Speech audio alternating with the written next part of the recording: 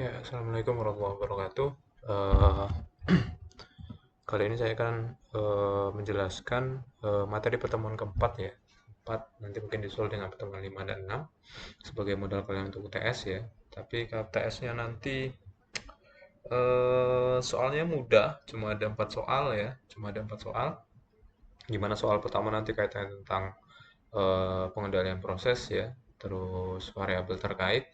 Yang kedua nanti kalian analisis sebuah sistem. Eh, Yang ketiga nanti kalian menjelaskan fungsi dari controller yang ada di sebuah sistem, gitu ya, yang sudah saya buat. Yang keempat nanti kalian menyelesaikan sebuah persamaan diferensial menggunakan Laplace transform. Jadi di Laplace transform, untuk Laplace transform nanti akan saya jelaskan di persamaan kelima ya.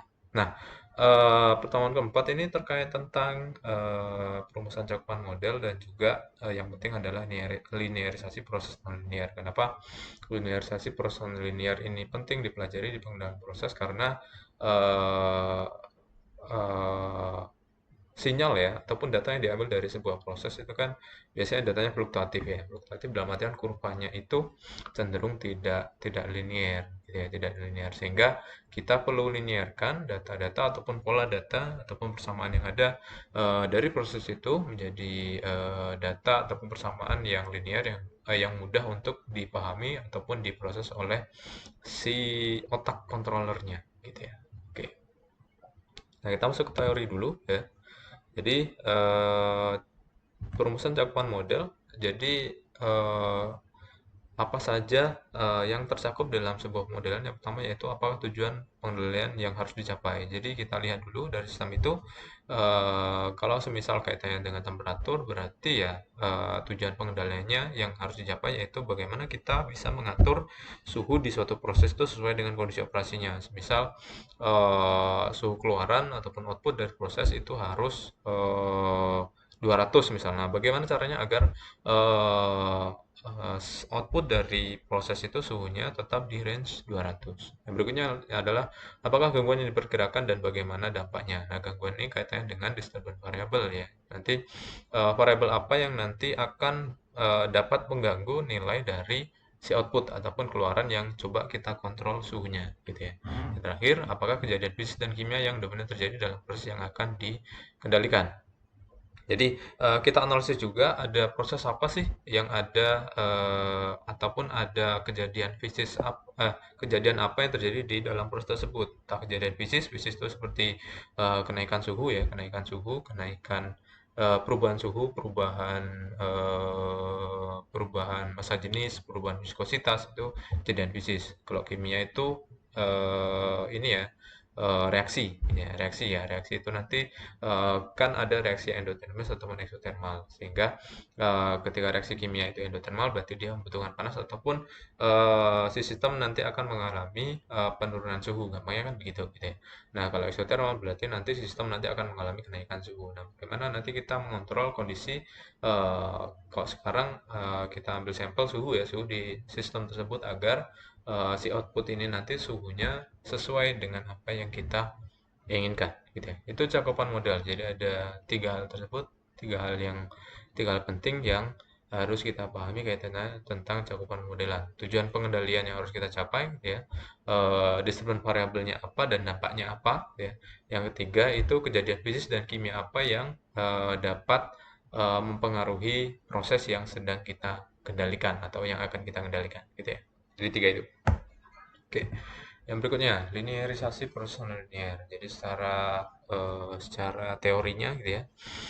Teknik linearisasi merupakan hal yang sangat penting baik secara teoritis maupun dalam praktiknya. Karena yang pertama tidak ada teori umum untuk menyelesaikan persamaan diferensial nonlinear secara analitik dan akibatnya tidak ada analisis yang komprehensif dari sistem-sistem dinamis nonlinear. Yang kedua, sistem nonlinear dapat didekati secara memadai dengan suatu sistem linear sekitar kondisi operasinya. Jadi kita butuh boundary supaya kita dapat mendekati suatu sistem nonlinear dengan suatu sistem linear gitu ya. Nah, tiga, keuntungan yang nyata dalam teori pengendalian linear memungkinkan sintesis dan perancangan pengendali yang sangat efektif meskipun untuk proses-proses nonlinear gitu ya. Berikutnya, dalam menghadapi analisis sistem nonlinear, ada beberapa hal yang dapat dilakukan. Yang pertama yaitu simulasi sistem nonlinear pada komputer analog atau digital dan hitung penyelesaiannya secara numeris. Ya. Itu kenapa teman-teman itu di perkuliahan teknik kimia ya, mulai semester 4, semester 5 ya, itu diajarkan kaitannya tentang penyelesaian diferensial ataupun integral secara numeris. Kaitannya dengan ini ya. Jadi numeris itu bermanfaat untuk menyelesaikan persamaan-persamaan non linear gitu ya. Yang kedua yaitu mengubah sistem non linear menjadi sistem linear dengan transformasi variabel yang sesuai. Yang ketiga yaitu mengembangkan suatu model linear yang mendekati perilaku dinamis suatu sistem non linear pada sekitar keadaan operasinya ya. Jadi agar eh, agar penyelesaian numeris ini sesuai ataupun memiliki error yang kecil ataupun minimal errornya kecil dekat dari nol, kita harus tahu dulu tuh batasan-batasan operasinya ataupun boundary yang kita gunakan dan juga initial value yang kita terapkan di dalam penyelesaian model linear yang kita gunakan untuk menyelesaikan sistem non linear. Nah, apa saja alasan linearisasi? Yaitu yang pertama kita dapat mendekati penyelesaian analitis untuk sistem linear, di mana kita dapat mempunyai suatu gambaran lengkap dan umum suatu perilaku proses secara bebas terhadap suatu nilai-nilai parameter dan variabel inputnya. Yang kedua, semua pengembangan yang berarti mengarah perancangan sistem pengendali efektif telah dibatasi pada proses-proses linear. Gitu ya. Nah, ini adalah contoh konsep ya, konsep ataupun persamaan yang bisa kita gunakan, gitu ya, ataupun transformasi yang bisa kita gunakan untuk melinearisasikan proses non linear. Gitu ya. Nah ini kalau kalian masih ingat, ini deret apa? Jadi deret ini bisa kita gunakan untuk merubah ataupun mentransformasikan ataupun menyelesaikan proses non-linear khususnya untuk proses diferensial ataupun persamaan diferensial gitu ya. Nah, ini adalah deret Taylor ya. Kalau kalian masih ingat, ini adalah deret Taylor ya. Deret Taylor dulu saya kenalkan di MTK 1 kalau kalian masih ingat ya. Jadi di MTK 1 itu kalau teman-teman masih ingat gitu ya, di mana nilai fx atau f pada step berikutnya, akan sama dengan fx0 ditambah dengan diferensial pertama ya dari fungsi ataupun persamaan dikalikan dengan delta x dibagi dengan 1 faktorial ditambah dengan diferensial kedua gitu ya, dikalikan dengan delta x kuadrat per 2 faktorial dan seterusnya tergantung dari berapa suku yang akan kita ambil agar proses non-linear itu bisa kita ubah ke proses linear ataupun persamaan yang linear gitu ya. Nah, nanti kita akan coba ya, kita akan coba satu contoh soal ya, kaitannya tentang deret Taylor ini bagaimana kita terapkan dalam sebuah persamaan diferensial gitu ya. Nah, ini oh ya, ini adalah bagaimana kita mengambil suku-suku di dalam deret Taylor ya. Jadi kalau kita hanya mengambil suku ataupun fx0 saja, berarti itu adalah suku ke nolnya. Kalau kita ambil sampai df per dx kali delta x-nya, itu berarti kita ngambilnya suku ke 1. Ya. Jadi kalau saya jelaskan, gitu ya, saya jelaskan.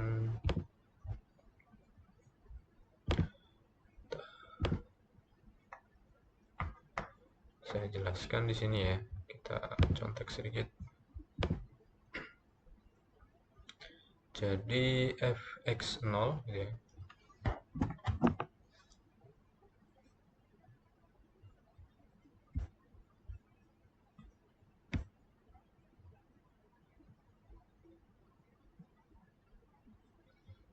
Jadi ini ya. Deret Taylor. Deret Taylor itu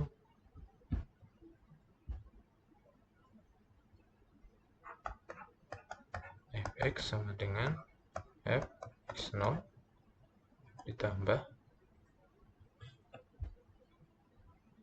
kita cek, ditambah dengan f aksen dari x0 kali delta x per 1 faktorial ditambah f double aksen x0 dikali dengan delta x kuadrat per 2 faktorial dan seterusnya. Nah, kalau kalian masih ingat gitu ya,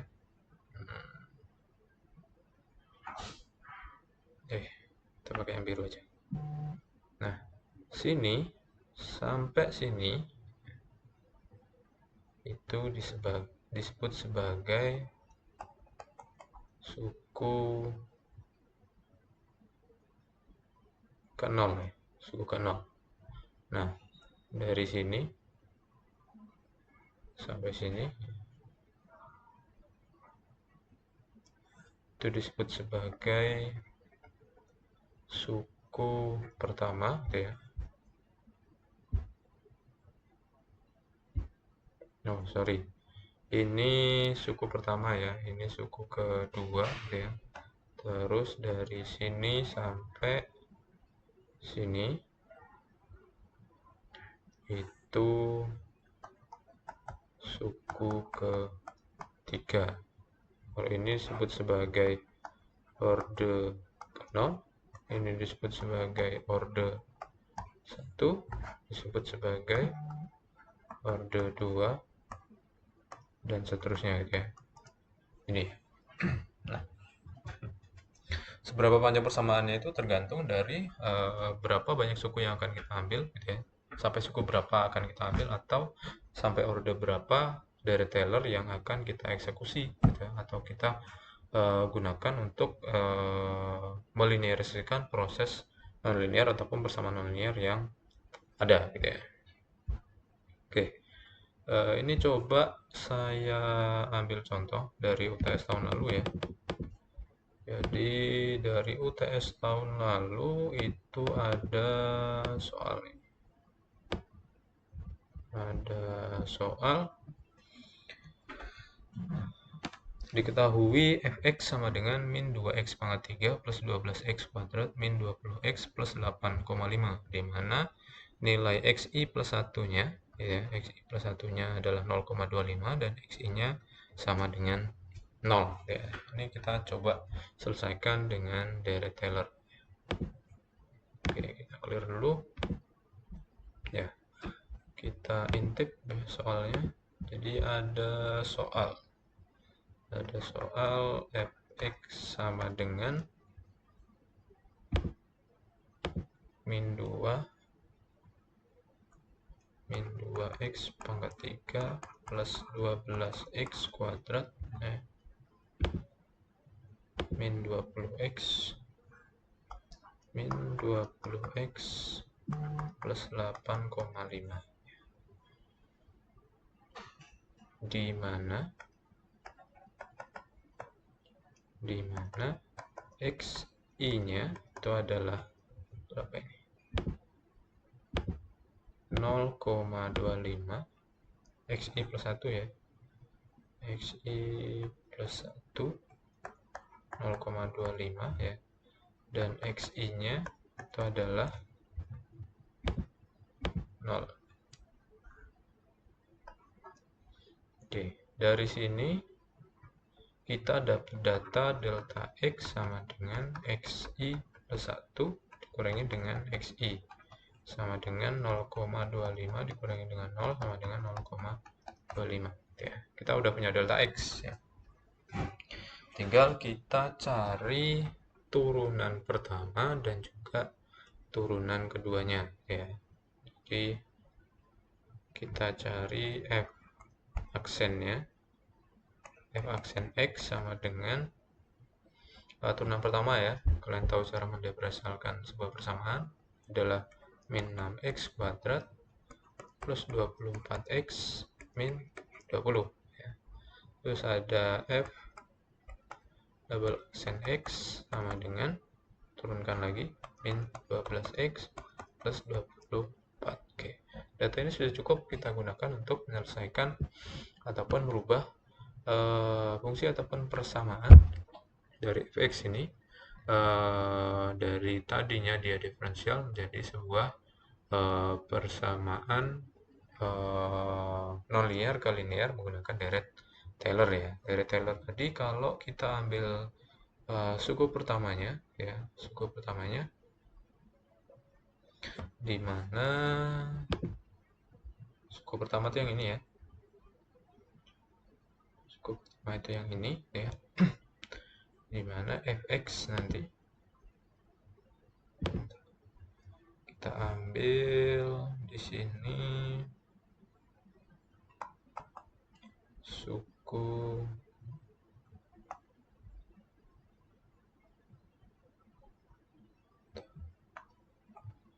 ini suku pertama ya. Suku pertama itu fx sama dengan f dikali dengan inputnya fx0 ya. Dimana x0 nya itu sama dengan ini itu nanti akan sama dengan xi ataupun x awal, sehingga tinggal kita masukkan aja ke persamaan yang ada ya, dimana min 2 dikali 0 pangkat 3 ya, ditambah 12 kali 0 kuadrat min 20 dikalikan dengan 0 ditambah 8,5, hasilnya 8,5 ya. Sama juga nanti untuk suku kedua ya. Suku kedua nih masih ingat kayaknya saya. Suku kedua.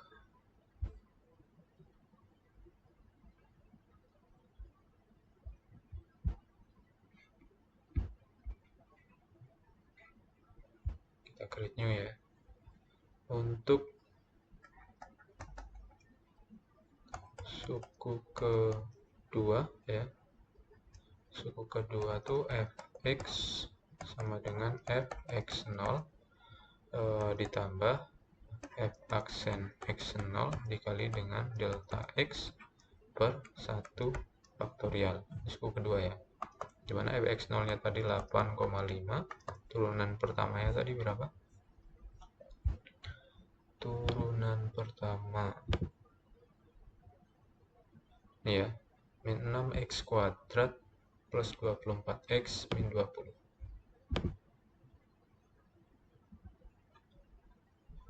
Sorry.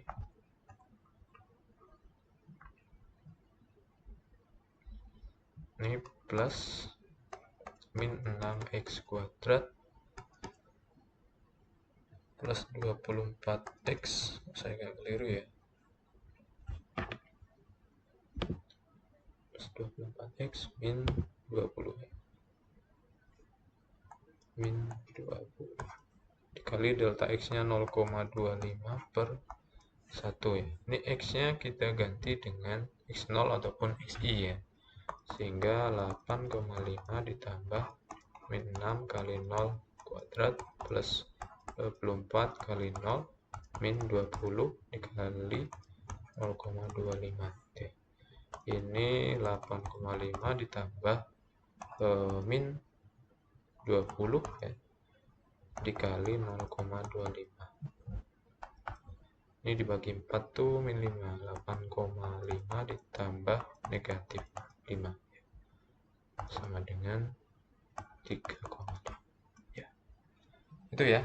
Jadi di sini saya sampaikan bahwa deret Taylor itu bisa kita gunakan untuk melinearisasikan proses nonlinear ataupun persamaan diferensial yang sifatnya nonlinear. Jadi nanti kalau kalian ketemu persamaan diferensial gitu ya, bisa kalian linearisasikan menggunakan deret Taylor ini gitu ya. Oke, itu cukup pentingnya untuk pertemuan keempat ini. Jika ada pertanyaan silahkan disampaikan di grup. Oke. Baik, thank you. Assalamualaikum warahmatullahi wabarakatuh.